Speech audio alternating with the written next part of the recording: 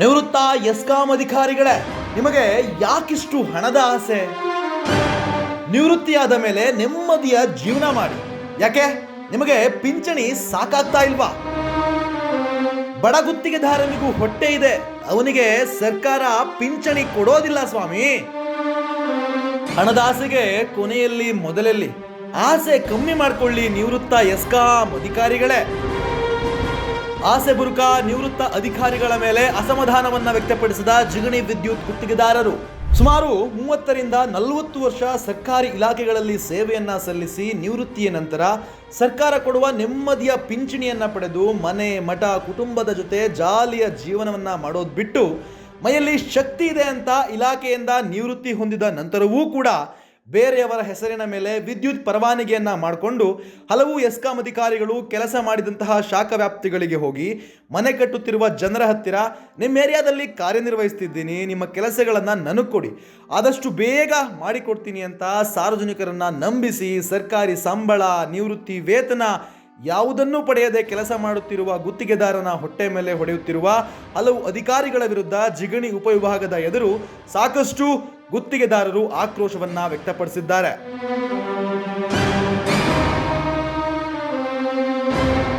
ನಿಮ್ಮ ವಾಣಿ ವೀಕ್ಷಕರಿಗೆ ನಮಸ್ಕಾರ, ನಾನು ಬಳಗಾರ್. ಸದ್ಯದ ಕಾಲಮಾನದಲ್ಲಿ ಉದ್ಯೋಗ ಅನ್ನೋದು ಭಾರಿ ಕಷ್ಟದ ಕೆಲಸ ಆಗಿದೆ. ಸರ್ಕಾರಿ ಅಧಿಕಾರಿಗಳಾಗಿ ರಿಟೈರ್ಡ್ ಆಗಿ ಇವತ್ತು ಹಣದ ಆಸೆ ಬಿಡದೆ ಇವತ್ತಿಗೂ ಗುತ್ತಿಗೆ ಕೆಲಸ ಮಾಡಬೇಕು, ಇನ್ನೊಂದು ಮತ್ತೊಂದು ಕೆಲಸ ಮಾಡ್ಕೊಂಡು ಜೀವನ ಮಾಡ್ಬೇಕು ಅನ್ನೋ ಪರಿಸ್ಥಿತಿಲಿ ಇಲಾಖೆಯ ರಿಟೈರ್ಡ್ ಅಧಿಕಾರಿಗಳು ಬಂದಿದಾರ ಗೊತ್ತಿಲ್ಲ. ಯಾಕಂದ್ರೆ ಇವತ್ತು ರಿಟೈರ್ಡ್ ಆಗಿ ಅವ್ರದ್ದು ಆಲ್ಮೋಸ್ಟ್ ಜೀವನ ಸೆಟಲ್ಡ್ ಆಗಿರುತ್ತೆ. ಅವ್ರ ಮಕ್ಕಳೆಲ್ಲ ದುಡಿಯೋ ಲೆವೆಲ್ಗೆ ಬಂದಿರ್ತಾರೆ, ಮದುವೆ ಮಾಡಿ ಮನೆ ಕಳ್ಸಿರ್ತಾರೆ ಹೆಣ್ಮಕ್ಳನ್ನ. ಆದ್ರೂ ಇವತ್ತು ಇನ್ನೂ ದುಡ್ಡಿನ ಆಸೆ ಅಮಲು, ಅದೊಂಥರ ಅಫೀಮ್ ತರ ಹತ್ಬಿಟ್ಟಿದೆ ಈ ಅಧಿಕಾರಿಗಳಿಗೆ, ರಿಟೈರ್ಡ್ ಆದಂತ ಅಧಿಕಾರಿಗಳಿಗೆ. ಇವ್ರು ದುಡ್ಡು ಪ್ರತಿದಿನ ದುಡ್ಡು ನೋಡ್ತಾನೆ ಇರ್ಬೇಕು. ಯಾಕಂದ್ರೆ ಇಲಾಖೆಯಲ್ಲಿ ಇದ್ದಾಗ ಆಲ್ಮೋಸ್ಟ್ ದುಡ್ಡು ನೋಡಿರ್ತಾರೆ, ಹಂಗಾಗಿ ದಿನಾ ದುಡ್ಡು ಆಡ್ಬೇಕು ಇವ್ರಿಗೆ, ಇಲ್ಲಾಂದ್ರೆ ಇವ್ರು ಸಮಾಧಾನ ಆಗಲ್ಲ. ಈ ವಿಚಾರವಾಗಿ ಮೊನ್ನೆ ಶುಕ್ರವಾರದ ದಿನ ಜಿಗಣಿ ಸಬ್ ಡಿವಿಷನ್ ಅಲ್ಲಿ ಒಂದಿಷ್ಟು ಗಲಾಟೆಗಳು ನಡೆಯುತ್ತೆ. ಗಲಾಟೆ ಅಂದ್ರೆ ಅದು ಆಕ್ಚುಲಿ ಗಲಾಟೆ ಅಲ್ಲ, ಪ್ರಶ್ನೆ ಮಾಡಿದ್ದಾರೆ ಸ್ಥಳೀಯ ಗುತ್ತಿಗೆದಾರರು. ಏನಂತ ಪ್ರಶ್ನೆ ಮಾಡಿದ್ದಾರೆ, ನೀನ್ ಯಾಕಪ್ಪ ಬರ್ತೀಯಾ, ರಿಟೈರ್ಡ್ ಆಗಿರೋ ಒಬ್ಬ ಜೆಇ ನೀನ್ ಯಾಕೆ ಬರ್ತೀಯಾ ಅಂತ ಕೇಳಿದಾಗ, ಇಲ್ಲ ಅದು ನನ್ನ ಮಗನ್ ಲೈಸೆನ್ಸು, ನಾನು ಕೆಲಸ ಮಾಡ್ತಾ ಇದ್ದೀನಿ. ಮಗನ್ ಲೈಸೆನ್ಸ್ ನ ಅಪ್ಪ ಬಂದ್ ಮಾಡ್ಬೇಕು ಅನ್ನೋದು ಯಾವುದೇ ಕಾನೂನು ಇಲ್ಲ. ಒಬ್ಬ ಸೂಪರ್ವೈಸರ್ ಮಾಡ್ಬೋದು ಅಥವಾ ವೈರ್ಮ್ಯಾನ್ ಯಾರಾದ್ರೂ ಒಬ್ರು ಬಂದು ಆ ಕೆಲಸನ ಮಾಡ್ಬೇಕು. ಆದ್ರೆ ಯಾವುದೇ ಸಂಬಂಧ ಇಲ್ಲದಂತ ಒಬ್ಬ ಅಧಿಕಾರಿ, ರಿಟೈರ್ಡ್ ಆಗಿರುವಂತ ಬೆಸ್ಕಾಂ ಅಧಿಕಾರಿ ಈ ಕೆಲಸನ ಮಾಡ್ತಾರೆ. ಈ ವಿಚಾರವಾಗಿ ಮಾತಾಡೋದಕ್ಕೆ ಸ್ಥಳೀಯ ಗುತ್ತಿಗೆದಾರರು ನಮ್ಮ ಜೊತೆಲಿ ಇದ್ದಾರೆ, ಅವ್ರನ್ನೇ ಮಾತಾಡಿಸ್ತಾ ಹೋಗೋಣ. ಆಕ್ಚುಲಿ ಏನಾಯ್ತು ಅವತ್ತು ಅಂತ. ಸರ್ ನಮಸ್ತೆ. ನಮಸ್ಕಾರ ಸರ್. ಸರ್ ಏನ್ ಪ್ರಕರಣ ಏನಿದು? ಸರ್ ನನ್ನ ಹೆಸರು ಶೇಖರ್ ಅಂದ್ಬಿಟ್ಟು, ಎಸ್ ಬೆಲೆಕ್ಟರ್ ಇಲ್ಲಿನ ಸ್ಥಳೀಯ ಗುತ್ತಿಗೆದಾರರು. ನಾವ್ ಇಲ್ಲೆಲ್ಲ ಸೇರಿರೋಲ್ಲ ಸ್ಥಳೀಯ ಗುತ್ತಿಗೆದಾರರ. ಸರಿ, ಶುಕ್ರವಾರ ಏನಾಯ್ತಂದ್ರೆ, ಈ ಗುತ್ತಿಗೆ ಲೈಸೆನ್ಸ್ ಇಲ್ದ ಒಬ್ಬ ವ್ಯಕ್ತಿ ಬಂದು ನಮ್ಮ ಆಫೀಸಲ್ಲಿ ಕೆಲಸ ಮಾಡ್ತಾ ಇದ್ದ. ಯಾರವರು? Retired JE. ರಿಟೈರ್ಡ್ ಜೆಇ ಅವರು. ಓಕೆ. ಆದ್ರೆ ಅವರು ರಿಟೈರ್ಡ್ ಆಗಿ ಇನ್ನೇನು ಹೆಚ್ಚು ಕಮ್ಮಿಗೆ ಒಂದು 5-6 ವರ್ಷ ಆಗ್ಬಿಟ್ಟಿದೆ, ಗೊತ್ತಿಲ್ಲ, 5-6 ವರ್ಷ ಆಗಿರ್ಬೋದನ್ನ ಗೊತ್ತಿಲ್ಲ. ಬಟ್ ಅವ್ರು ಬಂದ್ ಕೆಲಸ ಇದಕ್ಕೂ ಮುಂಚೆನೂ ಕೆಲಸ ಮಾಡ್ತಾ ಇದ್ರು. ನಾವೆಲ್ಲ ಹೇಳಿದ್ವಿ, ಬಾಯಿ ಮತ್ತಲ್ಲಿ ಹೇಳಿದ್ವಿ, ನೋಡಪ್ಪ ನೀನ್ ಇಲ್ಲಿ ಬಂದ್ ಕೆಲಸ ಮಾಡ್ಬೇಡ, ನೀನೊಬ್ಬ ಮಾಜಿ ಜೆಇ, ನಿವೃತ್ತ ಜೆಇ, ನಿನಗೆ ಅಲ್ಲಿ ಆಲ್ರೆಡಿ ಪೆನ್ಷನ್ ಬರ್ತಾ ಇದೆ, ನಿನ್ಗೆ ನೀನ್ ಬಂದು ನಮ್ಮ ಹೊಟ್ಟೆ ಮೇಲೆಲ್ಲ ಹೊಡಿಬೇಡ ಅಂತ ಹೇಳಿ ನಮ್ಮ ಸ್ಥಳೀಯ ಗುತ್ತಿಗೆದಾರ 1-2-3 ಬಾರಿ ಹೇಳಿದಾರೆ ಅವ್ರಿಗೆ. ಅವ್ರು ಕೇಳಿದ್ರೇನೆ ಬರ್ತಾನೆ ಇದ್ರು. ನಾನ್ ಮೊನ್ನೆ ಬಂದಾಗ ನನ್ಗೆ ಇದೇ ತರ ಸಿಕ್ಕಿದ್ರು. ನಾವು ಅದನ್ನ ಪ್ರಶ್ನೆ ಮಾಡಿದ್ವಿ, ಅಲ್ಲಪ್ಪ ನೀನು ನಿಮ್ ಮಗನ್ ಕಳ್ಸು, ಇಲ್ಲ ಯಾರು ನಿನ್ ಲೈಸೆನ್ಸ್ ಹೋಲ್ಡರ್ ಇದೆ ಅವ್ರನ್ನ ಕಳ್ಸು, ನೀನ್ ವಿತೌಟ್ ಲೈಸೆನ್ಸ್ ಹೋಲ್ಡ್ರು, ನೀನ್ ಆಲ್ರೆಡಿ ಬೆಸ್ಕಾಂ ನಿವೃತ್ತ ನೌಕರ, ನೀನ್ ನಿವೃತ್ತ ನೌಕರನಾಗಿ ನೀನ್ ಫೈಲ್ ಇಟ್ಕೊಂಡ್ ಬಂದಿದ್ದು ಎಷ್ಟು ಸರಿ, ಇದು ನಿನಗೆ ನ್ಯಾಯ ಇದೆಯಾ ಇದು ಅಂತ ನಾವು ಅವ್ರ ಪ್ರಶ್ನೆ ಮಾಡಿದ್ವಿ. ಪ್ರಶ್ನೆ ಮಾಡಿ ಈಗ ಮಾತೆಲ್ಲ ಮಾತಾಡಿದ್ವಿ, ಬರಬೇಡ ಅಂತ ಹೇಳಿದ್ವಿ. ಅವ್ರು ಅದೇ ಕಾರಣ ಇಟ್ಕೊಂಡು ಹೋಗಿ ಅವ್ರು ಕಂಪ್ಲೇಂಟ್ ಕೂಡ ಸಹ ಕೊಟ್ಬಿಟ್ಟಿದ್ದಾರೆ. ಏನಂತ ಕೊಟ್ಟಿದ್ದಾರೆ ಕಂಪ್ಲೇಂಟ್? ನಾವು ಅವ್ರನ್ನ ಬೆದರಿಕೆ ಹಾಕಿದೀವಿ, ಅವ್ಯಾಚ ಶಬ್ದಗಳಿಂದ ಬೈದಿದೀವಿ, ಈ ತರ ಎಲ್ಲ ಹೇಳಿ ನಾವು ಅವ್ಯಾಚ ಶಬ್ದ ಯಾವ್ದು ನಾವು ಧಮ್ಕಿ ಹಾಕ್ಲಿಲ್ಲ, ಬರಬೇಡಿ ಅಂತ ಹೇಳಿದ್ವಿ. ಇವತ್ತೇನು ಸೋಷಿಯಲ್ ಮೀಡಿಯಾದಲ್ಲಿ ಆಗಿರ್ಬೋದು, ಮೊನ್ನೆ ನಿಮ್ಮ ವಾಣಿಯಲ್ಲಿ ಬಂದಿರೋಂತ ವಿಡಿಯೋ ಅದೇ ಒರಿಜಿನಲ್ ವಿಡಿಯೋ ಅದೇ ಒರಿಜಿನಲ್ ವಿಡಿಯೋ, ಅದ್ ಬಿಟ್ಟೆ ಬೇರೆ ಡಿಸ್ಕಷನ್ ಇದೇ ನಾವೀಗ ನಿಂತಿರೋ ಜಾಗದಲ್ಲಿ ಹೌದು, ನಿಮಗೂ ಅವ್ರಿಗೂ ವಾಗ್ವಾದ ಆಯ್ತು ಅಷ್ಟೇ. ನೀವು ಒಂದಿಷ್ಟು ಆ ಕೋಪದಲ್ಲಿ ಒಂದಿಷ್ಟು ಮಾತುಗಳನ್ನ ಆಡಿದೀರಾ. ಅದು ಸರ್ವೇ ಸಾಮಾನ್ಯ ಮಾತಾಡಿದ ಇದಕ್ಕೆ ನಮಗೂ ತಪ್ಪಿಲ್ಲ. ಅವ್ರಿಗೆ ನಾವು ಮೊದ್ಲು ಅವ್ರ ವಯಸ್ಸಿಗೆ ತಕ್ಕಂತ ನಾವು ಮಾತಾಡಿದ್ವಿ, ನಾವು ಮರ್ಯಾದೆ ಕೊಟ್ಟೆ ಮಾತಾಡಿದ್ವಿ, ರೆಸ್ಪಾನ್ಸಿಬಲ್ ಆಗಿ ಮಾತಾಡಿದ್ವಿ. ಅವ್ರು ಮಾತಾಡ್ತಿದ್ ರೀತಿ ನಮ್ಮಲ್ಲಿ ಕೋಪ ತರಿಸೋ ತರ ಆಯ್ತು. ನಿಜ, ನಮ್ ಮಗನ ಕೇಳಿ ಅವ್ರನ್ನ ಕೇಳಿ ನೀವ್ಯಾರು ಕೇಳೋದಕ್ಕೆ ಅನ್ನೋ ಕ್ವಶನ್ ಮಾಡಿದಾಗ ನಮಗೆ ಮನಸ್ಥಿತಿ ಸ್ವಲ್ಪ ನಮ್ಗೆ ಸಿಟ್ಟು ಬಂದಾಗ ನಾವೇನೋ ಒಂದು ಆಕ್ರೋಶ ಒಂದ್ ಮಾತು ಹೇಳಿರ್ಬೋದು. ಯಾಕೆ ಬರುತ್ತೆ ಸರ್ ನಿಮ್ ಸೀಟು? ಸಿಟ್ಟಂದ್ರೆ ನಮ್ಮ ಮಾಡ್ಕೊಳ್ಳಿ ಬಿಡಿ ಸರ್, ಅವ್ರ ಜೀವನ ಅವ್ರು ಮಾಡ್ತಾರೆ, ನಿಮ್ಗೆ ಏನ್ ಪ್ರಾಬ್ಲಮ್? ಲೈಸೆನ್ಸ್ ಇದ್ರೆ ಮಾಡ್ಕೊಳ್ಳಿ ಸರ್, ಅವ್ರಿಗೂ ಲೈಸೆನ್ಸ್ ಇದ್ರೆಯಾ. ಹಾ. ಇಲ್ಲಿ ನಮ್ಮ ಬೆಸ್ಕಾಂ ಬರ್ಬೇಕಂದ್ರೆ ನಮ್ಗೆ ಸರ್ಕಾರದಿಂದ ಒಂದು ಲೈಸೆನ್ಸ್ ಕೊಟ್ಟಿದೆ, ಹೌದು ಗುತ್ತಿಗೆದಾರರು ಹೌದು ಕ್ಲಾಸ್ 1 ಕ್ಲಾಸ್ 2 ಇದೆ ವಗೇರ ವಗೇರ ಕೊಟ್ಟಿದ್ದಾರೆ. ಅವ್ರ ಫೈಲ್ಗಳು ಎತ್ಕೊಂಡ್ ಬರ್ಬೇಕು. ಹೌದು. ಇವರು ವಿತೌಟ್ ಲೈಸೆನ್ಸ್ ಯಾರೋ 3ನೇ ಲೈಸೆನ್ಸ್ ಎತ್ಕೊಂಡು ಇವ್ರು ಬಂದು ಹೆಂಗ್ ಕೆಲಸ ಮಾಡಕ್ ಆಗುತ್ತೆ? ಏನ್ ಮತ್ತೆ ಲೈಸೆನ್ಸ್ ಸರ್ಕಾರ ಕೊಡುತ್ತೆ? ಇವ್ರ ಕೆಲಸ ಹೆಂಗ್ ಸಿಗುತ್ತೆ? ಹತ್ರ ಒಂದು ಐಡಿ ಕಾರ್ಡ್ ಇಟ್ಕೊಂಡಿದ್ದಾರೆ ಕಾರ್ಡ್? ಇವರು ಜೈ, ಹಳೆ ರಿಟೈರ್ಡ್ ಜೈ ಅವರು. ಹಳೆ ಕಾರ್ಡ್ ಇಟ್ಕೊಂಡು ನಾನು ನೋಡಿ, ನಾನು ಬೆಸ್ಕಾಂ ಅಲ್ಲಿ ನಾನು ಜೈ ಆಗಿದ್ದೀನಿ, ರಿಟೈರ್ಡ್ ಆದ್ರೂ ಅದೇ ಕಾರ್ಡ್ ಇಟ್ಕೊಂಡು ತೋರಿಸ್ತಾ ಇದಾರೆ. ನಾನ್ ಜೈ, ನಾನು ಕೆಲಸ ನಿಮ್ಗೆ ಬೇಗ ಮಾಡ್ಕೊಡ್ತೀನಿ, ನನಗೆ ಅಲ್ಲೆಲ್ಲ ಪರಿಚಯ ಚೆನ್ನಾಗಿದ್ದಾರೆ, ನನಗ್ ಕೆಲಸ ಕೊಡಿ, ಸರಿ ನಾನು ಬೇಗ ಕೆಲಸ ಮುಗಿಸ್ಕೊಡ್ತೀನಿ ಅನ್ನೋ ರೀತಿ ಎಲ್ಲ ಜನರಿಗೆ ಹೇಳಿ ನಮಗೂ ಅವರು ಏನು ಬಡವರ ಹೊಟ್ಟೆ ಮೇಲೆ ಹೊಡಿತಾ ಇದಾರೆ. ಅವರು ಅವ್ರಿಗೆ ಆಲ್ರೆಡಿ ಪೆನ್ಷನ್ ಬರ್ತಾ ಇದೆ, ಹೌದು, ಅವರು ಆರ್ಥಿಕವಾಗಿ ಚೆನ್ನಾಗಿ. ಒಂದ್ ಪ್ರಶ್ನೆ, ನಿಮ್ಮ ಅನುಭವದಲ್ಲಿ ನಿಮ್ಗೆ ಗೊತ್ತಿರುತ್ತೆ ಸಹಜವಾಗಿ, ಒಬ್ಬ ರಿಟೈರ್ಡ್ ಜೈಗೆ ಅಂದಾಜು ಎಷ್ಟು ಪೆನ್ಷನ್ ಬರ್ಬೋದು ಸರ್? 80,000 ರೂಪಾಯಿ ಮೇಲೆ ಇದೆ. 80,000 ರೂಪಾಯಿ ಕಮ್ಮಿ ಯಾರಿಗೂ ಇಲ್ಲ. ಇಡೀ ನಮ್ಮ ಸರ್ಕಾರಿ ನೌಕರರಲ್ಲಿ ನಮ್ಮ ಬೆಸ್ಕಾಂ ಬರುವಂತ ಸಂಬಳ ಯಾರಿಗೂ ಬರಲ್ಲ. ಪೆನ್ಷನ್ ಅಷ್ಟೇ ಆಗ್ಲಿ, ಸಂಬಳನೇ ಆಗ್ಲಿ, ನಮ್ಮ ಬೆಸ್ಕಾಂ ನೌಕರರಿಗೆ ಬರೋಷ್ಟು ಸಂಬಳ ಯಾರಿಗೂ ಬರಲ್ಲ. ಆದ್ರೂ ಇವ್ರಿಗೆ ಆಸೆ ಕಮ್ಮಿ ಆಗಿಲ್ಲ. ದುರಾಸೆ, ಇದು ಆಸೆ ಅಲ್ಲ ಸರ್, ದುರಾಸೆ. ಅವರೇ ಬದುಕ್ಬೇಕು, ಅವರೇ ಇದ್ ಮಾಡ್ಬೇಕು ಅನ್ನೋ ದುರಾಸೆ ಇದು. ಆಸೆಗೆ ಮನುಷ್ಯ ಬದುಕ್ತಾನೆ, ಬದುಕಲ್ಲ ಅಂತಲ್ಲ, ಇದು ದುರಾಸೆ. ಇನ್ನೊಬ್ಬರು ಹೊಟ್ಟೆ ಮೇಲೆ ಹೊಡೆದು ಬದುಕೋ ದುರಾಸೆ. ಸರ್ ನಿಮ್ಮ ಹೊಟ್ಟೆ ಮೇಲೆ ಹೆಂಗ್ ಹೊಡೆದಂಗ ಆಯ್ತದು? ಹೌದು, ನನ್ನ ಹೊಟ್ಟೆ ಮೇಲಲ್ಲ ಸರ್, ಗುತ್ತಿಗೆದಾರ ಮೇಲೆ ಹೊಟ್ಟೆ ಹೊಡೆದಂಗ ಆಯ್ತಿದ್ದು. ನಿಮ್ಗೆ ಏನು ಸರ್ಕಾರ ಸಂಬಳ ಕೊಡುತ್ತಾ? ನಮ್ಗೆ ಯಾವ್ದು ಕೊಡ್ತಾರೆ ಸರ್? ಪೆನ್ಷನ್ ಕೊಡುತ್ತಾ? ನಮ್ಗೆ ₹1 ಯಾವ್ದು ಬರೋದಿಲ್ಲ. ನಾವು ದುಡಿಬೇಕು, ನಾವು ತಿನ್ಬೇಕು, ಆಯ್ತಾ. ನಾವ್ ಒಂದು ಹಾಸ್ಪಿಟಲ್ಗೆ ಹೋಗ್ಬೇಕಂದ್ರೆ ನಮ್ಗೇನ್ ಸರ್ಕಾರದಿಂದ ಯಾವ್ದೇ ಒಂದು ಸವಲತ್ತುಗಳಿಲ್ಲ, ನಮ್ಮ ಬೆಸ್ಕಾಂ ಇಂದ ಸವಲತ್ತುಗಳಿಲ್ಲ, ಆಯ್ತಾ. ನಾವೇನ್ ದುಡಿತೀವಿ ಅದೇ ನಮ್ಗೆ ಕೈ ಹಿಡಿಯೋದು. ಸರಿ ಸರ್, ಇವಾಗ ನೀವು ಇದೆಲ್ಲ ಪ್ರಕರಣ ಆಯ್ತು, ಇದೇನು ಮೊದಲನೇ ಪ್ರಕರಣ ಅಲ್ಲ. ಈ ರೀತಿಯ ಹಲವಾರು ಜೆಇಗಳು, ಲೈನ್ಮ್ಯಾನ್ಗಳು ಏನೋ ಯಾರ್ದೋ ಲೈಸೆನ್ಸ್ ಇಟ್ಕೊಂಡು ಇವತ್ತು AWಗಳು, SC ಚೀಫ್ಗಳು ಈ ಕೆಲಸ ಮಾಡ್ತಾ ಇರ್ಬೋದು ಸರ್. ಅದು ನಮ್ಗೆ ನಮ್ಮ ಗಮನಕ್ಕಿಲ್ಲ. ಬಟ್ ನಾವು ಇಲ್ಲೇನು ಸ್ಥಳೀಯವಾಗಿದೆ, ನಾವು ಅದ್ರ ಬಗ್ಗೆ ಹೋರಾಟ ಮಾಡ್ತಾ ಇದೀವಿ ಸರ್. ಕಾನೂನಾತ್ಮಕವಾಗಿ ಅಥವಾ ಯಾವ್ದಾದ್ರು ಬೇರೆ ರೀತಿಯಲ್ಲಿ ನೀವೇನಾದ್ರೂ ಇವ್ರ ಮೇಲೆ ಆಕ್ಷನ್ ತಗೋಬೇಕು ಅಥವಾ ಇವ್ರ ಲೈಸೆನ್ಸ್ ಕ್ಯಾನ್ಸಲ್ ಆಗಬೇಕು, ಯಾವ್ದೇ ರೀತಿಯಾದ ಕಾನೂನಾತ್ಮಕವಾಗಿ ಹೋರಾಟ ಏನಾದ್ರು ಮಾಡ್ತಾ ಇದ್ದೀರಾ? ಹೌದು ಸರ್, ಇನ್ ಮುಂದಕ್ಕೆ ನಾವು ಕಾನೂನಾತ್ಮಕವಾಗಿ ಹೋರಾಟ ಮಾಡ್ಬೇಕಂತ ಎಲ್ಲ ನಮ್ಮ ಗುತ್ತಿಗೆದಾರೆಲ್ಲ ನಿರ್ಧರಿಸಿದೀವಿ. ನಮ್ಮ ಕೇಂದ್ರ ಸಮಿತಿ, ಜಿಲ್ಲಾ ಸಮಿತಿಯವ್ರಿಗೆ ಅವ್ರಿಗೂ ನಮ್ಮ ಇಲ್ಲಿನ ಸ್ಥಿತಿಯನ್ನು ಈಗ ಮನವರಿಕೆ ಮಾಡಿಕೊಟ್ಟಿದೀವಿ. ಅವರು ಈಗ ನಮಗೆ ಬೆಂಬಲ ಕೊಡ್ತೀವಿ, ನೀವು ಬನ್ನಿ, ನಿಮ್ಮ ಸಮಸ್ಯೆ ಏನಿದೆ ಅಂತ ಅವ್ರು ಹೇಳಿದ್ದಾರೆ. ಈಗ ನಾವು ಅಲ್ಲಿ ಹೋಗಿ ಅವ್ರನ್ನ ಮುಖಾಂತರ ನಾವು ಮುಂದಿನ ಕಾನೂನಾತ್ಮಕ ಹೋರಾಟಕ್ಕೆ ನಾವು ರೆಡಿ ಆಗ್ತಾ ಇದೀವಿ ಸರ್. ಸರ್, ಇವಾಗ ನೀವು ಪರವಾನಗಿ ಪಡೆದಿದ್ದೀರಾ, ಎಲೆಕ್ಟ್ರಿಕಲ್ ಇನ್ಸ್ಪೆಕ್ಟರೇಟ್ ಮುಖಾಂತರ ನೀವು ಕೆಲಸ ಮಾಡ್ತಾ ಇದ್ದೀರಾ ಸರ್. ನಿಮ್ ಎಜುಕೇಶನ್ ಏನು ಸರ್? ಸರ್, ನಾನು ಡಿಪ್ಲೊಮಾ ಹೋಲ್ಡರ್ ಸರ್. ಓಕೆ, ನಾನು ಡಿಪ್ಲೊಮಾ ಮುಗಿಸಿದ್ದೀನಿ. ಆಕ್ಚುಲಿ ಅದೃಷ್ಟ ಚೆನ್ನಾಗಿದ್ರೆ ನೀವು ಜೈನ ಆಗ್ಬೇಕಾಗಿತ್ತು, ಆಗ್ಲಿಲ್ಲ ಸರ್. ಓಕೆ, ಈಗ ಎಲ್ಲರಿಗೂ ಡಿಪ್ಲೊಮಾ ಓದೋರ್ಗೆಲ್ಲ ಜೈ ಸಿಗುತ್ತೆ ಅಂತ ಹೇಳಕ್ ಆಗಲ್ಲ, ಆಯ್ತಾ. ನಾವು ಪ್ರಯತ್ನ ಪಟ್ವಿ, ಆಗ್ಲಿಲ್ಲ. ಆಗದಿದ್ದಕ್ಕೆ ನಾವು ಈ ಗುತ್ತಿಗೆದಾರ ಲೈಸೆನ್ಸ್ ತಗೊಂಡು ಕೆಲಸ ಮಾಡ್ತಾ ಇದೀವಿ. ಇವತ್ತಿನ ದುಡಿದ್ರೆ ಇವತ್ತಿಂದಷ್ಟೇ ನಮ್ಗೆ ಕೂಲಿ. ಓಕೆ, ಇವತ್ತು ದುಡಿದ್ರೆ ನಮ್ಗೆ ಇವತ್ತಿನ ಕೂಲಿ. ಮನೆ ನಡೆಯುತ್ತೆ, ಮಕ್ಕಳ ಫೀಸು, ಬಾಡಿಗೆ.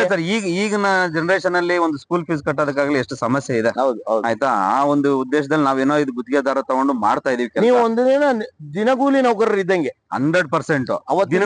ದಿನಗೂಲಿಗೆ ಏನಾದ್ರೆ ಒಂದು ಯಾರೋ ಫಿಕ್ಸ್ ಇರುತ್ತೆ. ನಮ್ದು ಆತರ ಇಲ್ಲ. ₹100 ದುಡಿತೀವೋ ಇಲ್ಲ ನಾಳೆ ₹500 ದುಡಿತೀವೋ ನಮ್ಗೆ ಗೊತ್ತಿರಲ್ಲ. ಬಂದ್ರೆ ಅದೃಷ್ಟ, ಹೋದ್ರೆ ಅವತ್ತೇನಿಲ್ಲ, ಅಷ್ಟೇ. ಬಂದು ಸುಮ್ನೆ ಹೋಗ್ಬೇಕು ಮನೆಗೆ. ಖಾಲಿ ಬಂದು ಎಷ್ಟೋ ಸತಿ ವಾಪಸ್ ಹೋಗಿದೀವಿ ಸರ್. ಏನು ಕೆಲಸ ಸಿಗದೆ?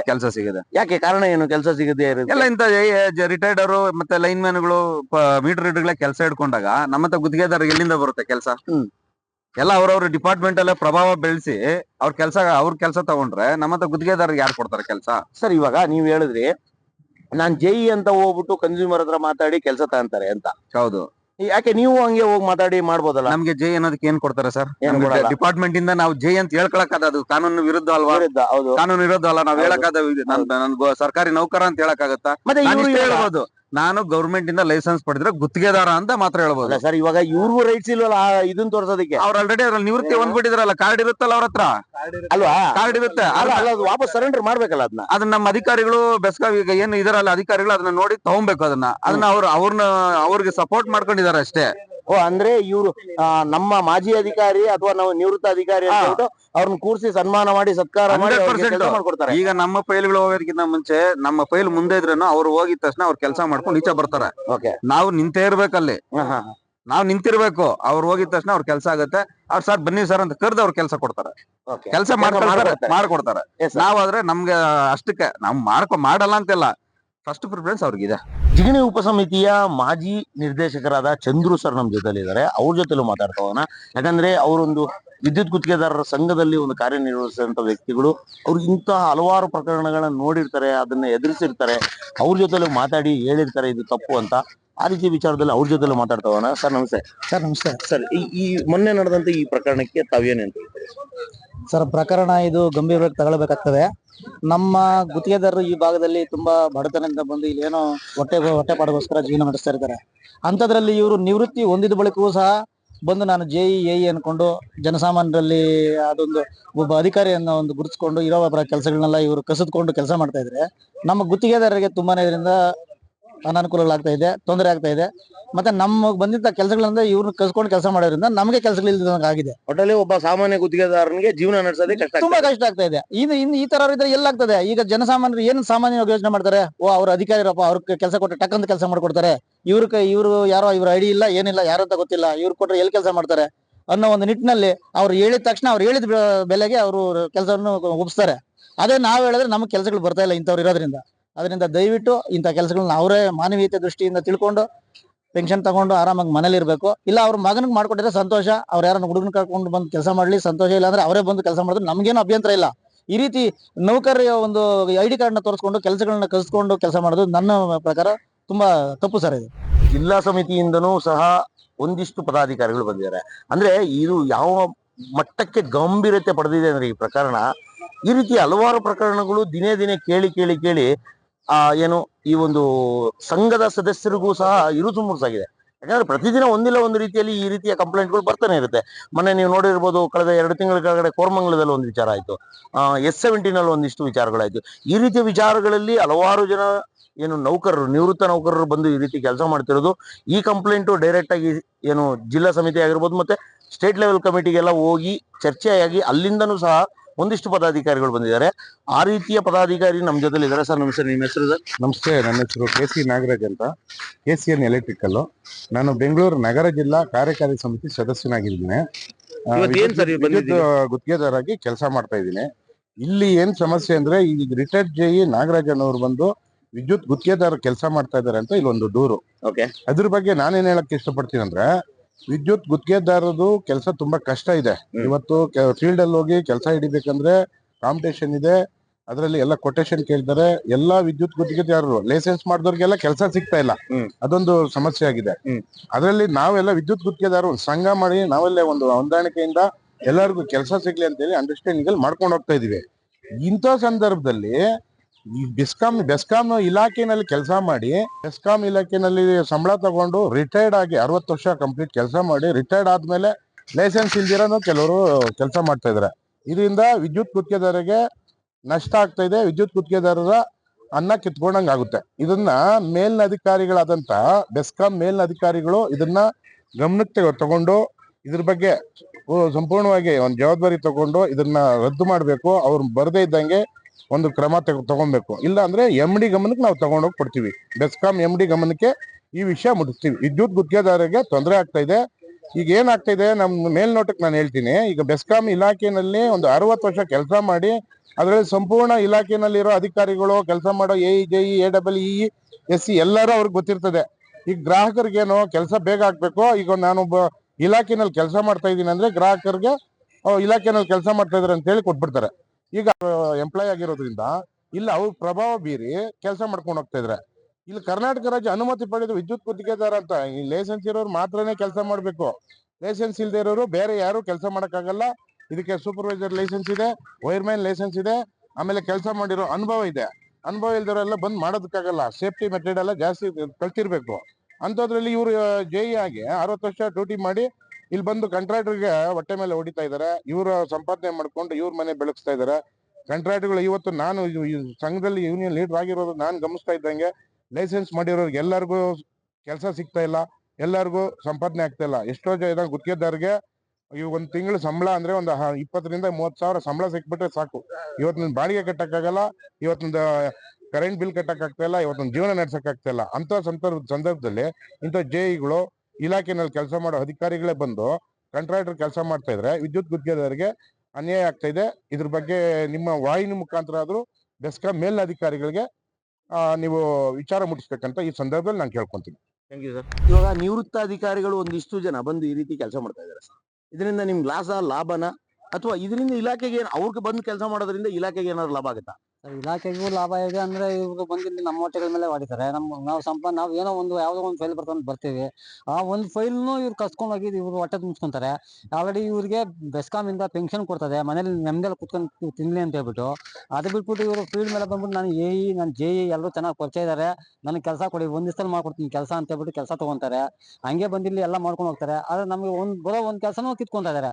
ಇವ್ರಿಗೆ ಸಂಸ್ಥೆಯಿಂದ ಪೆನ್ಷನ್ ಕೊಡ್ತಾರೆ, ಅದನ್ನು ಬಿಟ್ಬಿಟ್ಟು ಇಲ್ಲಿ ಬಂದು ಸಂಪಾದನೆ ಮಾಡ್ಕೊಂತಾರೆ ಸರ್. ನಮ್ಮ ಹೊಟ್ಟೆ ಮೇಲೆ ನಮ್ಮ ಗುತ್ತಿಗೆದಾರ ನಮ್ಮ ಹೊಟ್ಟೆ ಮೇಲೆ ಹೊಡಿತಾ ಇದಾರೆ ಸರ್. ನಾವು ಒಂದು ಫೈಲ್ ತಗೊಂಡ್ಬಂದ್ರೆ ನಮ್ ದಿನಕ್ಕೆ ಒಂದು 200 ರಿಂದ 500 ರೂಪಾಯಿ ಸಂಪಾದನೆ ಮಾಡ್ಕೊಂತೀವಿ ಸರ್ ಅಷ್ಟೇ. ಅವ್ರು ಹಂಗಲ್ಲ, ನಾವು JE ಅಂತ ಒಂದೇ ದಿವಸ ಮಾಡ್ಕೊಂಡು ಹೋಗ್ತಾರೆ. ನಾವು ಒಂದು ಫೈಲ್ ತಗೊಂಡ್ಬಂದ್ರೆ 3 ರಿಂದ 4 ದಿವಸ ಬೇಕು ಸರ್. ಆ 4 ದಿವಸದಲ್ಲಿ ಪೆಟ್ರೋಲ್ ಕಾಸೆ ಆಗ್ಬಿಡ್ತದೆ ಸರ್. ಇವರು ನೋಡಿದ್ರೆ ಆ ಒಂದ್ ದಿವಸ ಮಾಡ್ಕೊಂಡು ಹೋಗ್ತಾರೆ. ಅವ್ರಿಗೆ JE ಅಂತ ID ಕಾರ್ಡ್ ಕಳ್ಸಿಂದ ಅವ್ರಿಗೆ ಎಲ್ಲಾ ಜನಗಳು ಅವ್ರಿಗೆ ಕೆಲಸ ಕೊಡ್ತಾರೆ, ನಮಗೆ ಕೆಲಸ ಕೊಡಲ್ಲ. ಇದರಿಂದ ನಮ್ಗೆ ಗುತ್ತಿಗೆದಾರರಿಗೆ ತುಂಬಾ ಅನ್ಯಾಯ ಆಗ್ತಾ ಇದೆ. ಅದಕ್ಕೋಸ್ಕರ ದಯವಿಟ್ಟು MD ಅವ್ರು ಇದನ್ನ ನೋಡಿದ ತಕ್ಷಣ ಅವ್ರ ಮಗನ್ ಎಲ್ಲ ಪೆನ್ಷನ್ ಸ್ಟಾಪ್ ಮಾಡ್ಲಿ, ಇಲ್ಲ ಅವ್ರ ಮಗನ ಲೈಸೆನ್ಸ್ ಸ್ಟಾಪ್ ಮಾಡ್ಲಿ, ಇಷ್ಟು ಕೇಳ್ಕೊಂತೀನಿ ಸರ್ MD ಅವ್ರ ಹತ್ರ. Thank you sir. ನಾನು ಇಲ್ಲಿ ನಮ್ಮ ಚಂದಾಪುರ ಲೋಕಲ್ ಕಂಪ್ನಿ ಡೈರೆಕ್ಟರ್ ಆಗಿ 8 ವರ್ಷ ಮಾಡಿದ್ದೀನಿ. ಈಗೂ ಕಾಂಟ್ರಾಕ್ಟು ನನಗೆ ಡೈರೆಕ್ಟ್ ಇಲ್ಲ. ಈ ರಿಟೈರ್ಡ್ ಆಗಿರೋ JE ಅವರು ಆ ಬರೋ ಪೆನ್ಷನ್ ಯಾವ್ದಾನ ಅನಾಥಾಶ್ರಮಕ್ಕೆ ಬರ್ಕೊಟ್ಬಿಟ್ಟು ಬಂದು ಕೆಲಸ ಮಾಡಲಿ ಸರ್. ನಾವೇನು ಬೇಡಲ್ಲ, ಅನಾಥಾಶ್ರಮಕ್ಕೆ ಬರ್ಕೊಟ್ಬಿಟ್ಟು ಬಂದು ಕೆಲಸ ಮಾಡಲಿ ಸರ್. ಅವರು ಅದು ಪ್ರೂಫ್ ಮಾಡಿಸ್ಬಿಟ್ಟು ಮಾಡಲಿ ಸರ್ ಕೆಲಸ. ನಾವು ಮಾತಾಡಲ್ಲ. ಅನಾಥಾಶ್ರಮಕ್ಕೆ ರಿಟೈರ್ಡ್ ದುಡ್ಡು ಬರ್ಕೊಟ್ಬಿಟ್ಟು ಬಂದು ಕೆಲಸ ಮಾಡಲಿ, ನಾವು ಕೇಳಲ್ಲ. ಅದು ಪ್ರೂಫ್ ಮಾಡ್ಬೇಕು, ಮಾಡಿದ್ದೀನಿ ಅಂತೇಳಿ ಅದು ಮಾಡ್ಬಿಟ್ಟು ಬಂದ್ರೆ ನಾವು ಯಾರೋ ಮಾತಾಡ್ಸಲ್ಲ, ಮಾಡಿಸ್ಕೊಳ್ಳಿ ಕೆಲಸ. ಅವ್ರು ಅಷ್ಟೇ ಸರ್ ನಾನು ಹೇಳೋದು, ಬೇರೆ ಇನ್ನೇನು ಹೇಳೋದು. ಬಹಳ ತಪ್ಪು. ಯಾಕೆಂದ್ರೆ ಸಂಬಳನೂ ತಗೊಂಡಿದ್ದೀರಾ, ಮತ್ತೆ ಇವಾಗ ಪೆನ್ಷನ್ ತಗೊಂತಾ ಇದ್ದೀರಾ. ಬೇಜಾನ್ ನಮ್ಮ ಯುವಕರು ಬೇಜಾನ್ ಜನ ಕೆಲಸ ಇಲ್ದಲೇ ಇದ್ದಾರೆ. ಅವ್ರಿಗೆ ಅವಕಾಶ ಮಾಡ್ಕೊಡ್ರಿ. ನೀವು ಕೆಲಸನೂ ಮಾಡಿ ಸರ್ಕಾರದಿಂದ ಸಂಬಳನೂ ಪಡೆದು ನಿವೃತ್ತಿ ವೇತನನೂ ಪಡ್ಕೊಂಡು ಅದು ಸಾಲದು ಅಂತ ಬತ್ತಿದಿರಲ್ಲ ನೀವು. ಅಟ್ಲೀಸ್ಟ್ ಒಂದು ಮಾನವೀಯತೆ ಬೇಕು ನಿಮ್ಗೆ. ಒಂದು ಮಾನವೀಯತೆನಾರು ಇರ್ಬೇಕು. ಏನಂತ, ನಾವ್ ಇಷ್ಟ ದಿವಸ ಗೌರ್ಮೆಂಟ್ ಹಣ ತಿಂದಿದೀವಿ, ಸಾಕಪ್ಪ. ನಾವ್ ಮನ್ಲಿರ ನಿಮ್ಗೆ ನಿವೃತ್ತಿ ಕೊಡ್ತಾ ಇರೋದೇ ಸರ್ಕಾರ ಏನಕ್ಕೆ ಅಂದ್ರೆ, ಇಷ್ಟ ದಿವಸ ಕಷ್ಟ ಬಿದ್ದಿದ್ಯಪ್ಪ, ನೀನ್ ಆರಾಮ ಮನ್ಲಿ ಮಲ್ಕೊಂಡು ಆರಾಮಾಗಿರೋ ಹೆಂಡತಿ ಮಕ್ಳ ಜೊತೆ ಇರುವಂತ ನಿಂಗೆ ರಿಟೈರ್ಮೆಂಟ್ ಕೊಟ್ಟಿರೋದು. ನಿನ್ಗೆ ಆತರ ಶಕ್ತಿ ರಿಟೈರ್ಮೆಂಟ್ ತಗೋಬೇಡ. ಇಲ್ಲಿ ಬೇಜಾನ್ ಫೈಲ್ ಬರೆಯೋದು ಅದು ಇದು ಬೇಜಾನ್ ಕೆಲಸ ಇರುತ್ತೆ. ನಿನ್ ಡಿಪಾರ್ಟ್ಮೆಂಟ್ ಏನಾರ ನಾನು ಮಾಡ್ಲೇಬೇಕು ಅಂತ ಇದ್ರೆ ಬಂದು ಅವ್ರ ಜೊತೆ ಕುತ್ಕೊಂಡು ನಿಮ್ಮ ಹಳೆ ಅಧಿಕಾರಿಗಳಿಗೆ, ನಿಮ್ ಜೊತೆ ಕೋಲೀಗ್ಸ್ಗೆ ನೀವು ಹೆಲ್ಪ್ ಮಾಡಿ, ವರ್ಕ್ ಆರ್ಡರ್ ಬರೀರಿ, ಇನ್ನೊಂದು ಎಸ್ಟಿಮೇಟ್ ಮಾಡ್ಕೊಡ್ರಿ, ಏನೋ ಒಂದ್ ಮಾಡ್ರಿ. ನೀವು ಅದು ಬಿಟ್ಬಿಟ್ಟು ನೀವು ಗುತ್ತಿಗೆದಾರರ ಕೆಲಸನೇ ಬೇಕು ಅಂದ್ರೆ ಇದು ತುಂಬಾ ನಿಮ್ಮನ್ನ ಯಾವ ಭಾಷೆಯಲ್ಲಿ ಹೇಳ್ಬೇಕು ಅಂತ ನಮ್ಗೆ ಅರ್ಥ ಆಗ್ತಾ ಇಲ್ಲ. ಇನ್ನು ಮೇಲೆ ಇಲ್ಲಿವರೆಗೂ ಒಳ್ಳೆ ಭಾಷೆ ಬಳಸ್ತಾ ಇದೀವಿ, ಇನ್ನು ಮೇಲೆ ಕೆಟ್ಟ ಭಾಷೆ ಬಳಸಿ ಮಾತಾಡ್ಬೇಕಾಗುತ್ತೆ. ನೀವು ದಯವಿಟ್ಟು ನಿಲ್ಲಿಸ್ಬೇಕಿದ. ನಾವು ಎಲ್ಲಾರು ಒಗ್ಗಟ್ಟಾಗಿ ಖಂಡಿಸ್ತೀವಿ. ನಾವು ಸರ್ಕಾರದ ಲೆವೆಲಲ್ಲೂ ಮಾತಾಡಕ್ ರೆಡಿ ಇದೀವಿ. ನೀವೇನ್ ಕೇಸ್ ಅಲ್ಲ, ಏನ್ ಕೊಟ್ರು ನಾವು ಜಗ್ಗಲ್ಲ. ಲಾಸ್ಟಿಗೆ ಕಾನೂನು ಏನ್ ಹೇಳುತ್ತೆ ಹೇಳಿ. ಕಾನೂನಿಗಿನ್ನ ಮೇನು ನಿಮ್ ಮಾನವೀಯತೆ ಇಲ್ವಾ? ನಿಮ್ಗೆ 8 ಮಕ್ಳಿಲ್ವಾ? ನಿನ್ಗೆ ಈ ಕೆಲಸ ಬೆಸ್ಕಾಮಲ್ಲಿ ಕೆಲಸ ಸಿಕ್ಕಿಲ್ಲ ಅಂದ್ರೆ ನೀನೇನ್ ಮಾಡ್ತಾ ಇದ್ದೆ? ನೀನು ನಮ್ಮಂಗೆ ಕೆಲಸ ಮಾಡ್ತಾ ಇದ್ದೆ ತಾನೆ. ಅಟ್ಲೀಸ್ಟ್ ಬೇರೆಯವ್ರಿಗೆ ಅವಕಾಶ ಮಾಡ್ಕೊಡಿ. ನಿನ್ ಮಗಂದೈತಾ, ಒಬ್ಬನ ಕೆಲ್ಸಕ್ಕೆ ಇಟ್ಕೊಳ್ರಿ, ಒಬ್ರಿಗೆ ಸಂಬಳ ಕೊಡ್ರಿ, ನಿಮ್ ಮಗನ್ ಲೈಸೆನ್ಸ್ ಅಲ್ಲಿ ಒಬ್ರು ಜೀವನ ಮಾಡ್ಲಿ. ಅದ್ ಬಿಟ್ಬಿಟ್ಟು ನೀವು ಬಂದು ಇಲ್ಲಿ ಇರೋ ನಮ್ಮ ಕಾಂಟ್ರಾಕ್ಟರ್ ಹಿಡಿದಿರೋ ಕೆಲಸಗಳನ್ನ ಹಿಡಿಯೋದು, ನಿಮ್ಮ ಇನ್ಫ್ಲೂಯೆನ್ಸ್ ಬಳಸೋದು. ನಾನು ಅಧಿಕಾರಿ, ನಾನು ನಿವೃತ್ತ ಅಧಿಕಾರಿ, ನೀನು ಹಾಲಿನೇ ತೋರಿಸ್ತಿದ್ಯಾ, ಹಾಲಿ ನಾನು JE ಅಂತ ತೋರಿಸ್ಕೊಂಡು, ಇದೆಲ್ಲ ತಪ್ಪು. ದಯವಿಟ್ಟು ಇದನ್ನ ಮಾಡ್ಬೇಡ್ರಿ ಅಂತೇಳಿ ನಾವು ಕಳಕಳಿಯಾಗಿ ಒಳ್ಳೆ ಮಾತಲ್ಲಿ ಮರ್ಯಾದೆಯಿಂದ ಕೇಳ್ಕೊಂತ ಇದೀವಿ. ದಯವಿಟ್ಟು ಇಲ್ಲಿಗೆ ಸ್ಟಾಪ್ ಮಾಡಿ. ನೀವು ಕಾನೂನು ಏನೋ ಇರುತ್ತೆ, ಕಾನೂನು ಬಿಟ್ಬಿಡಿ. ನೀವು ಮಾನವೀಯತೆ ಅಟ್ಲೀಸ್ಟ್ ನೀನು ಕುತ್ಕೊಂಡು ಒಂದ್ 5 ನಿಮಿಷ ಯೋಚನೆ ಮಾಡು. ನಾನು ಮಾಡ್ತಾ ಇರೋದು ಸರಿನಾ? ನಾನು ಮಾಡ್ತಾ ಇರೋದು ಅನ್ನ ತಿನ್ನೋ ಕೆಲಸನಾ? ಅದನ್ನ ಯೋಚನೆ ಮಾಡಿ ಬಾ ಇಲ್ಲಿಗೆ ಆಫೀಸ್ ಹತ್ರ. ನಿನಗೂ ಅನ್ಸಿರುತ್ತೆ, ನಿನ್ಗೆ ಇಷ್ಟೊತ್ತಿಗೆ ಅನ್ಸಿರುತ್ತೆ ನಾನು ಈ ಕೆಲಸ ಮಾಡಬಾರ್ದಾಗಿತ್ತು, ನನ್ಗೆ ಬರ್ತಾ ಇದ್ದೀನಿ. ಆದ್ರೂ ಅಂತ ನೀನು ಮಾನವೀಯತೆ ಒಳಗಡೆಯಿಂದ ಮನಸ್ಸಿಂದ ನೀನು ಯೋಚನೆ ಮಾಡಿದಾಗ ನಿನ್ಗೆ ಅನ್ಸಿದೆ. ನೀನ್ ಏನೋ ಇವತ್ತ ನಮ್ಮ ಮೇಲೆ ಕಂಪ್ಲೇಂಟ್ ಕೊಟ್ಟಿರ್ಬೋದು, ಹಂಗ್ ಮಾಡಿರಿ ಹಿಂಗ್ ಮಾಡಿರು ಅಂತ ಹೇಳಿರ್ಬೋದು. ಬಟ್ ನಾವ್ ಏನಕ್ಕೆ ಹಂಗ ಆಡ್ತಾ ಇದೀವಿ? ನಮ್ಮ ಹೊಟ್ಟೆ ಉರಿ, ಕೆಲಸಗಳು ಸಿಗ್ತಾ ಇಲ್ಲ. ಉರಿ ಅನ್ನೋದಕ್ಕಿಂತ ಕೆಲಸಗಳು ಸಿಗ್ತಾ ಇಲ್ಲ. ಹಸುವು. ನಾವು ಲೈಸೆನ್ಸ್ ಮಾಡ್ಕೊಂಡು ಕೆಲಸ ಇಲ್ದಲೆ ಯಾವತ್ತು ಯಾರೋ ಒಂದ್ ಫೈಲ್ ಇಟ್ಕೊಂಡು ಒಂದ್ ತಿಂಗಳಿಗೆ 15 ದಿವಸ ನೀನ್ ಅಷ್ಟೊಂದ್ ಫೈಲ್ ಇಟ್ಕೊಂಡ್ ಬರ್ತೀಯ. ಎಲ್ಲಿಂದ ಬರುತ್ತೆ ಫೈಲ್ ನಿನ್ಗೆ? ಎಲ್ಲಿಂದ ಬರುತ್ತೆ? ಎಷ್ಟು ಅಂದಾಜು ಎಷ್ಟು ಫೈಲ್ ತರ್ತಾರೆ? ಡೈಲಿ 10 ಫೈಲ್ ಇರುತ್ತೆ ಕೈಲಿ. ಡೈಲಿ 10 ಫೈಲ್ ಇರುತ್ತೆ, ಸರಿನಾ? ಆಮೇಲೆ ಬೇಕಾದ್ರೆ ಲೈನ್ ಕೆಳಗೆ ಬೇಕಾದ್ರೂ ಸರ್ವಿಸ್ ಕೊಡಿಸ್ತಾರೆ, ಗೊತ್ತಾಯ್ತಾ? ಇಂಥವೆಲ್ಲ ಮಾಡ್ತಾರೆ. ದಯವಿಟ್ಟು ನೀವು ಇಲ್ಲಿಗೆ ಸ್ಟಾಪ್ ಮಾಡಿ, ಬೇರೆ ಯುವಕರಿಗೆ ದಾರಿ ಮಾಡ್ಕೊಡ್ರಿ. ಸಾಕು. ನಿರುದ್ಯೋಗಿಗಳಿಗೆ ಉದ್ಯೋಗ ಸಿಗುವಂತ ಕೆಲಸ ಆಗಬೇಕು. ಇನ್ನು ಎಷ್ಟು ಬೇಕು? ಇನ್ನು ಎಷ್ಟು ಸರ್ಕಾರದ ಹಣ ತಿನ್ಬೇಕು ನೀವು ಅಂತ ಅನ್ಕೊಂಡಿದ್ರೆ ನಮ್ಗೆ ಅರ್ಥ ಆಗ್ತಾ ಇಲ್ಲ. ಸರ್ ನಮಸ್ಕಾರ, ನಿಮ್ಮ ಹೆಸರು? ಶಿವಕುಮಾರ್ ಸರ್. ಶಿವಕುಮಾರ್ ಸರ್, ನೀವು ದಿನ ಒಂದು ಕೆಲಸ ಮಾಡ್ಕೊಂಡು ಬಂದು ಅವ್ರು ಕೊಡುವಂತ ದುಡ್ಡಿಂದ ನೀವು ಕೆಲಸ ಮಾಡ್ಬೇಕು ಅಲ್ವಾ? ನಿಮ್ಗೆ ಒಂದು ವಾರದಲ್ಲಿ ಆಗ್ಬೋದು, 15 ದಿನ ಆಗ್ಬೋದು, ಒಂದು ತಿಂಗಳು ಆಗ್ಬೋದು ಕೆಲಸ. ಹೌದು ಅವತ್ತು ಬಂದಿದ್ದ ಕೆಲಸ ಅವತ್ತೇ ಆಗುತ್ತೆ ಅಂತ ಹೇಳಕ್ಕಾಗಲ್ಲ. ಒಂದು ಟೆಂಪ್ರವರಿ ತಗೊಂಡ್ರೆ ಮಹಾ ಅಂದ್ರೆ ನಿಮ್ಗೆ 500 ರೂಪಾಯಿ ಮಿಕ್ಕಿದ್ರೆ ಹೆಚ್ಚು. ಹೌದು ಅದಕ್ಕೊಂದು 36 ಸರಿ ಓಡಾಡಿಸ್ತಾರೆ, 36 ಸರಿ ಓಡಾಡಬೇಕು, ನಿಮ್ ದುಡ್ಡು ಅಲ್ಲೇ ಹೋಗಿರುತ್ತೆ. ಹೌದು. ಸರ್, ಇವಾಗ ಈ ರೀತಿಯ ಒಂದು ಎಂಪ್ಲಾಯೀಸ್ ರಿಟೈರ್ಡ್ ಆದ್ಮೇಲೆ ಕೆಲಸ ಮಾಡ್ತಿರೋದು ನಿಮ್ಗೆ ಏನ್ ಅನಿಸ್ತಾ ಇದೆ ಸರ್? ಸರ್ ತಪ್ಪು ಸರ್ ಇದೆಲ್ಲ. ಬಡವರು ಹೊಟ್ಟೆ ಮೇಲೆ ಈ ತರ ಮಾಡ್ಬಾರ್ದು ಸರ್. ಯಾಕಂದ್ರೆ ಗೌರ್ಮೆಂಟ್ ಇಂದ ಅವ್ರಿಗೆ ಪಿಂಚಣಿ ಎಲ್ಲ ಬರುತ್ತೆ. ಇದ್ರೆಲ್ಲ ಅನುಕೂಲ ಇದ್ರು ನಮ್ಮಂತವ್ರ ಮೇಲೆ ಈ ತರ ದೌರ್ಜನ್ಯ ಮಾಡೋದು ತಪ್ಪಿರೋದು ಸರ್. ಇವ್ರ ಮೇಲೆ ಆಕ್ಷನ್ ಆಗ್ಬೇಕಂತೀರಾ ಬೇಡ ಅಂತೀರಾ? ಆಗ್ಬೇಕು sir. Yes sir, thank you. Sir, ನಿಮ್ಮ ಹೆಸರು? ಸರ್ ನಮ್ಮ ಹೆಸರು ಪ್ರವೀಣ್ ಅಂತ. ಪ್ರವೀಣ್ ಸರ್, ನೀವೇನ್ ಮಾಡ್ತಾ ಇರೋದು? ನಾವು ಎಲೆಕ್ಟ್ರಿಕಲ್ ಕಾಂಟ್ರಾಕ್ಟರ್. ಸರ್, ಇಂಥವನ್ನೆಲ್ಲ ನೋಡಿದಾಗ ನಿಮ್ಗೆ ಏನ್ ಅನ್ಸುತ್ತೆ ಸರ್? ತುಂಬಾ ಬೇಜಾರಾಗುತ್ತೆ ಸರ್ ನಮ್ಗೆ. ತುಂಬಾ ಕಷ್ಟ ಬಿದ್ದು ಮೇಲೆ ಬರ್ತಾ ಇದೀವಿ ನಾವು. ನಮ್ಮಂತವ್ರಿಗೆ ಈ ತರ ಮಾಡೋದ್ರಿಂದ ನಮ್ಗೆ ತುಂಬಾ ಕಷ್ಟ ಆಗುತ್ತೆ. ಸರ್, ಅವತ್ತಿ ದುಡ್ದು ಅವತ್ತಿಗೆ ಜೀವನ ಮಾಡುತ್ತಿರುವಂತ ನಿಮ್ಮಂತ ಹಲವಾರು ಗುತ್ತಿಗೆದಾರರು ಇವತ್ತು ಇಂಧನ ಇಲಾಖೆಯಲ್ಲಿ ಇದ್ದಾರೆ. ಹೌದು. ಅವ್ರ ಬಗ್ಗೆ ಇವತ್ತು ನೀವು ಒಂದು ಕನ್ಸರ್ನ್ ಇಟ್ಕೊಂಡು ಅಥವಾ ಈ ತರ ಅನ್ಯಾಯಕ್ಕೆ ವಿರುದ್ಧ ಹೋರಾಟ ಮಾಡ್ಬೇಕು ಅಂತ ಬಂದಿದ್ದೀರಾ ಸರ್. ಹೌದು ಇಂತ ಒಬ್ಬ ಏನು ಪೆನ್ಷನ್ ಪಡೆದು ಈ ರೀತಿಯ ದುರಾಸೆ ಇರುವಂತಹ ಏನು ನಿವೃತ್ತ ಅಧಿಕಾರಿಗಳಿಗೆ ನೀವೇನು ಕಿವಿ ಮಾತು ಹೇಳ್ತೀರಾ ಸರ್? ಸರ್, ಅವರು ಸರ್ಕಾರಿ ನೌಕರರಾಗಿರೋದ್ರಿಂದ ಅವ್ರು ರಿಟೈರ್ಡ್ ಆಗಿದ್ದಾರೆ. ತುಂಬಾ ಸಂಪಾದನೆ ಮಾಡ್ಕೊಂಡಿರ್ತಾರೆ. ಅವ್ರಿಗೆ ತಿಂಗಳು ಪಿಂಚಣಿ ಬರ್ತಾ ಇರುತ್ತೆ. ಅದ್ರಲ್ಲಿ ಅವ್ರ ಜೀವನ ಮಾಡೋದು ಸುರೋಗುತ್ತೆ. ಇನ್ನು ನಾವು ಕಷ್ಟಪಟ್ಟು 100 ರೂಪಾಯಿ ಸಂಪಾದನೆ ಮಾಡಿ ನಾವು ಹೆಂಡತಿ ಮಕ್ಕಳು ಸಾಕ್ಬೇಕು, ಸ್ಕೂಲ್ ಫೀಸಸ್ ಇರುತ್ತೆ, ಬಾಡಿಗೆ ಕಟ್ಟಬೇಕು, ತುಂಬಾ ಕಷ್ಟ ಇರುತ್ತೆ. ಅವರು ಯಾವುದೇ ಕಾರಣಕ್ಕೂ ನಮ್ಮ ಹೊಟ್ಟೆ ಮೇಲೆ ಹೊಡೆಯೋದು ಬೇಡ ಅಂತ ನಾವು ಅನ್ಕೊಳ್ತೀವಿ. Thank you sir.